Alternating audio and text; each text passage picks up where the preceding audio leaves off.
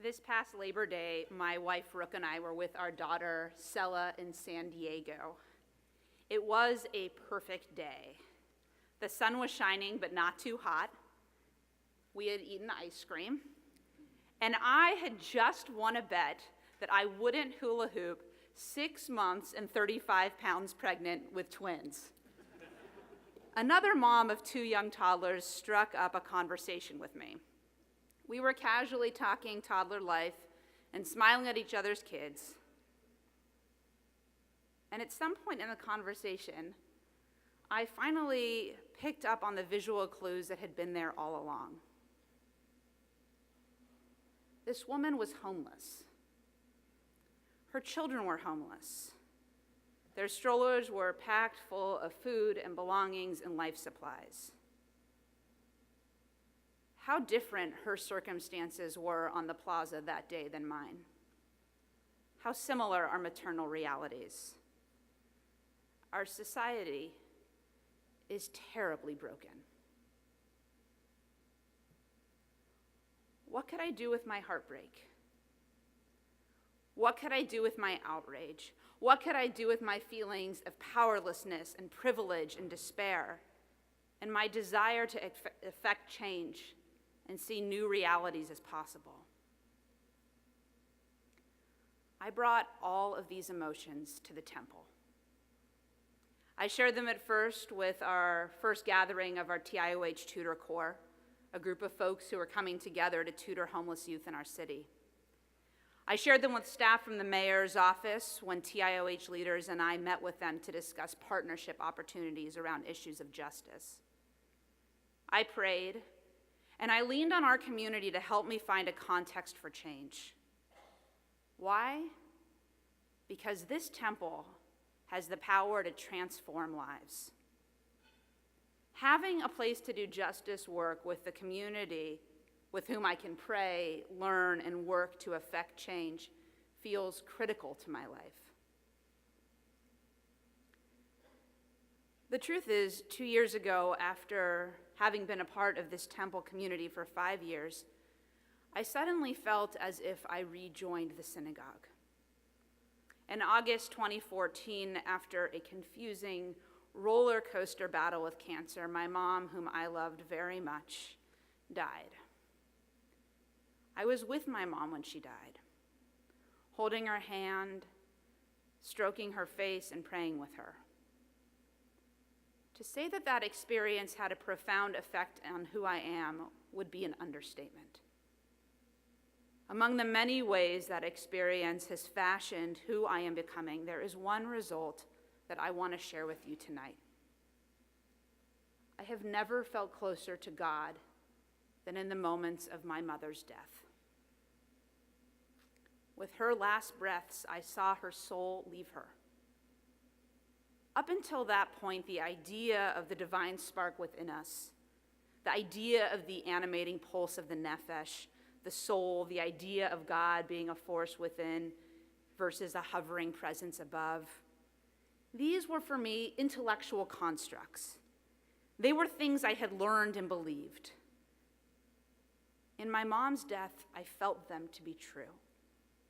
I knew and felt and held the sacred in my gut, in my kishkis, in my heart, in ways that I never imagined possible. When our daughter was born 3 months later and I held her to my chest for the first time, I kept repeating, "I can't believe you're alive. I know you." The nurse thought I was confused and said gently to me, "Why don't you think she's alive?" How could I explain in that overwhelming moment that I was reliving my mother's death in a breathtaking rewind? I wasn't confused. I was witnessing the divine spark lighting up in the tiny little baby before me. I was witnessing the nefesh come to life. I saw the force within her begin to pulsate. When I said, "I know you," I meant that our daughter was immediately familiar to me. I also meant that I knew the sacred, the mysterious connecting life force within. I had touched that life force once before. What to do? What to do with these revelations? What to do with this theological transformation? What to do with my vulnerability, my hurt, the broken parts of myself, the broken parts of our world? What to do with the loss and the gain and the change and the wonder? I turned to all of you. I turned to this congregation and you embraced me. We mourned my mother here. We named our daughter here. This congregation grieved and celebrated with me. We started going to Tot Shabbat services and Rock and Tots music classes and Parent and Me. And the contours of our little family's life took new shape, and this temple surrounded us and engulfed us. Maybe my stories resonate with some of you. Maybe some of you entered TIOH gates around similar life events, or a desire to know the sacred, or a need to be a part of something larger than yourself or your family. On these high holidays, we talk about stepping through and entering into the gates of righteousness and the gates of tshuva. On this Erev Rosh Hashanah, I want to talk to you about stepping up, stepping forward, and re-entering our temple. Through much of our history, we needed our temples and our rabbis for many things that today we can get outside of our synagogue walls. Google's available to help us find answers to our Jewish questions, whether we seek transformation, holiday recipes, a digital Devar Torah, or a holiday-themed a cappella music video. Private enterprises offering Jewish education and B'nai Mitzvah training for our youth and quality learning for adults, these are plentiful. Community rabbis are available to perform life events, and there are museums and theaters and cultural centers with Jewish experiences aplenty. In each case, I do believe we can make a compelling and persuasive argument as to why our synagogue can meet these needs and desires better than outside institutions. I could make that argument, but I won't. Many of us here tonight are members and others are not. Either way, please join me in remembering what brought you to Temple Israel of Hollywood. And what keeps you here? And now imagine with me what we might continue creating together. The question I want to address this evening is this. In 2016, in Los Angeles, why belong to a synagogue? Why belong to Temple Israel of Hollywood? TIOH member Elise Pallenberg wrote the following reflection in the Temple's Observer about her first years here at our synagogue. She's been a member here now 16 years. She wrote, "Early on, I decided to ask Rabbi Rossoff for a meeting to get to know him. But it didn't lead to the relationship I was looking for. I left the meeting with a realization. I said to my friend, you know how I wanted to get to know my rabbi? Well, actually, I want my rabbi to know who I am." She writes, "I discovered that this isn't something that comes from one meeting. It comes from years of spending time in community, at services, and by being involved. It happens, but it takes work on both sides." Elise joined our temple board this year and is now serving as a leader in our temple's new membership engagement and social justice initiatives. In reflecting back on our time at the temple, Elise remembers that feeling connected took some time. Sometimes she felt like an outsider, and sometimes the Jewish stuff felt a little out of her league. What strikes me so deeply about Elise's story is that she stayed invested because of this community and what it meant to her and what it meant to her family. And these things had real weight for her.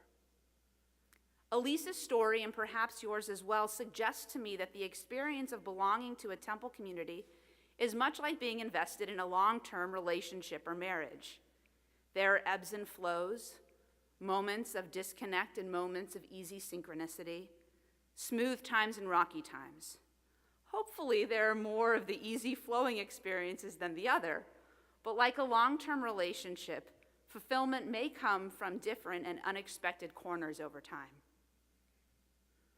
What we have learned from Elise and from talking with many of you is this. As a community, we need to continue to re-examine, experiment, and innovate opportunities for nurturing the kinds of relationships that Elise was looking for from her temple community. Deep, intentional, multi-dimensional, and often hidden connections. That is why at Temple Israel of Hollywood, we are focusing on a relational transformation in everything we do this year. What does a relational transformation look like? At TIOH, it means that we are moving away from top-down programmatic experiences.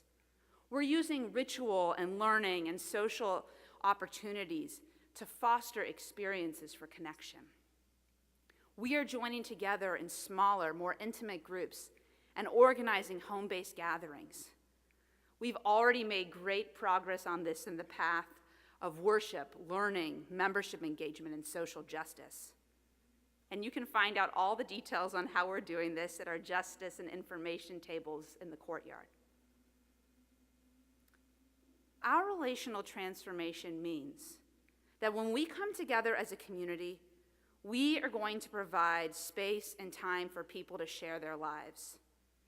It means that we're taking programs we've always done one way and shifting them to provide space for communal conversations. It means that we are prioritizing one another and the power of sharing our stories. It means that we are prioritizing justice, interfaith, and intergenerational experiences. It means that we are prioritizing our relationship with the sacred. We are celebrating what we can do when we enter into relevant, deep connections with one another. In this new year, we are committed to pursuing dynamic, unique, diverse, and socially conscious community. On a recent episode of the podcast Radio Lab, Robert Krolrich interviewed Suzanne Simard, a forestry professor at the University of British Columbia. In the interview, Simard tells the story of the time her childhood dog fell into a hole. Okay, it was not so much a hole as a pit toilet in the forest. In the process of digging him out, she made an amazing discovery. As she excavated big handfuls of dirt, she began to see an interwoven world of roots, complicated and twisted and inextricably intertwined. The image stayed with her, roughly 30 years later as her forestry research developed. In her investigations, Simard found that contrary to what we might believe about trees, namely that they compete for light and shade each other out in their attempts to reach up toward the sky, trees actually survive when they are intermixed with one another. Simard reports there was some kind of benefit from the birch to the fir. There was a healthier community when they were mixed, and I wanted to figure out why. So she bought Douglas fir, birch, and cedar trees and designed an experiment involving plastic bags, radioactive gas, and Geiger counters, which proved something remarkable. The trees were sharing nutrients underground. Coleridge explains one tree was connected to 47 trees around it.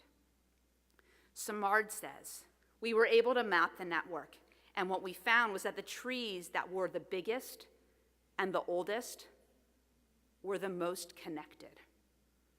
Jennifer Fraser, a science writer, adds, you're out there in the forest and you see all these trees and you think they're individuals, just like animals, but no, they're all linked to one another.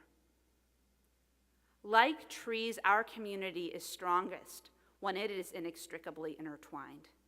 And like the forest system, which sees trees grow larger and live longer when they reach out beyond their own species, Our temple community is healthier, and our lives have greater purpose when we are acting in connection with each other and with communities beyond ours. Finally, just like the trees, which aren't in the business of competition, but rather in the business of sharing nutrients, we have the power to affect real change in our world when we work as allies with each other and with our neighbors. 47 trees is a lot of trees for a single tree to be connected to. As diverse as we are at TIOH, and as important as our temple community is to all of us, we know that the purpose of synagogue membership is more than just connecting to one another. We are living in challenging times. In this country alone, we have all borne witness to a year of gun violence, mass shootings, and acts of terror, all within a political climate that has left many of us feeling outraged, worried, and divided.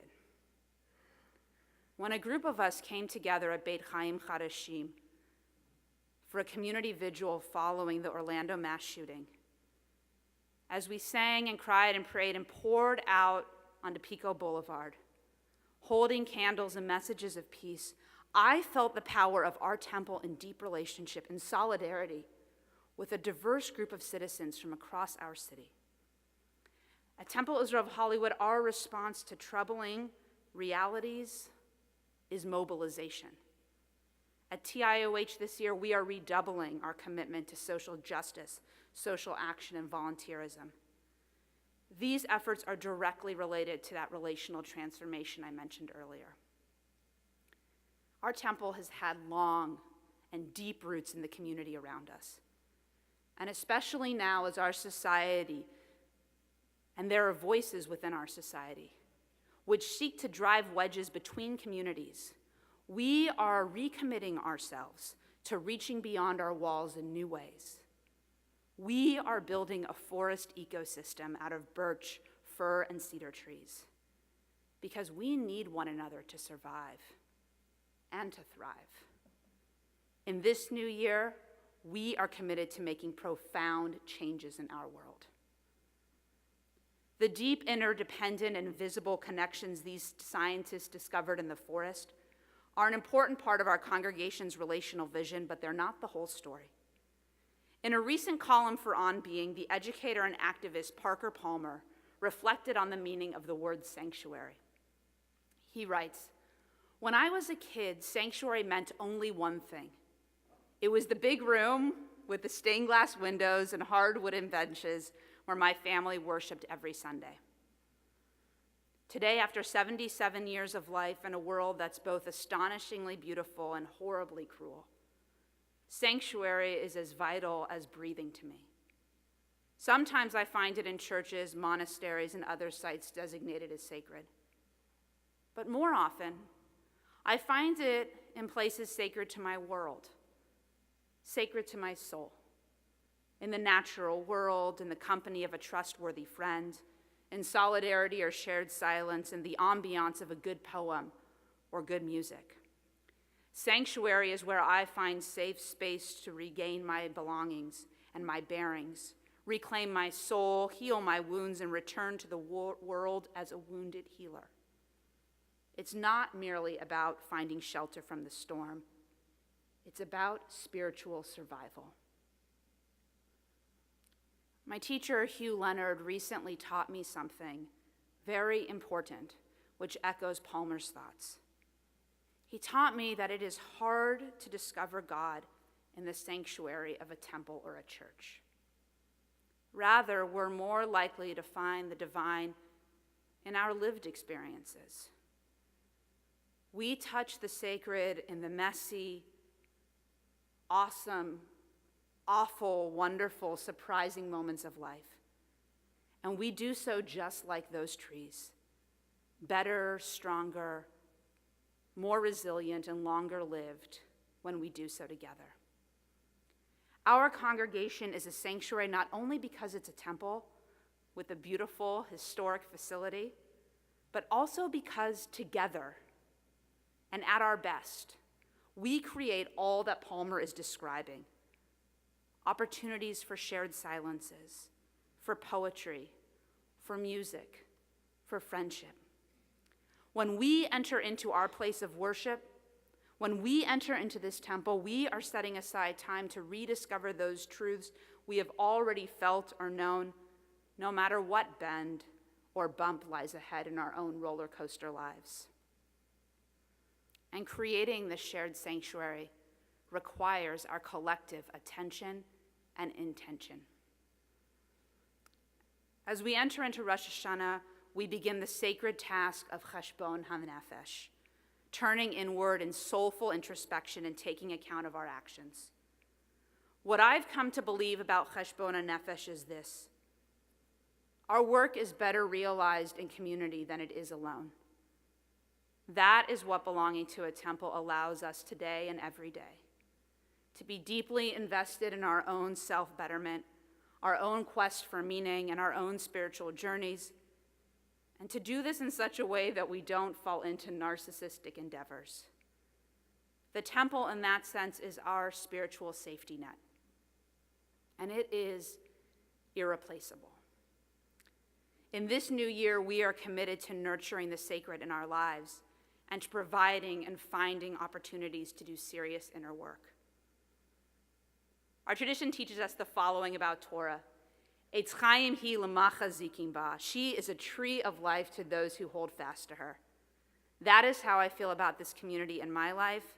That is why I hold fast.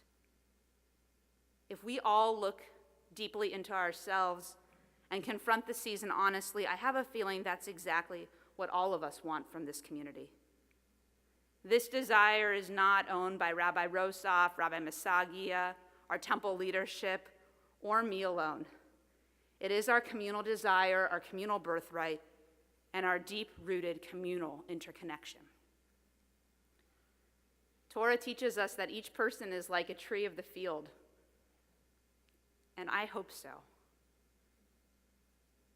And we'll be working together to make sure that we're all the kinds of trees that Samard studied, deeply connected, well-rooted, supported. Why belong to a synagogue in 2016? Why belong to Temple Israel of Hollywood? Because we need one another. We need one another to continue to build and sustain a synagogue that is relevant, that is a place of meeting, that is a place of meaning, that is a vibrant community, a source of the sacred, and a positive source in our world. We need to know one another, to meet one another, and to continue to learn about one another. We need to know the city around us and to be a force of justice and change in our streets. We need to touch the sacred in our lives to connect with our sense of meaning and purpose. Why do we belong to Temple Israel of Hollywood? Because we have always been so much more than a building, so much more than a loose affiliation of individuals. We are a mysterious and profound ecosystem, and we are in this together. Shana Tova.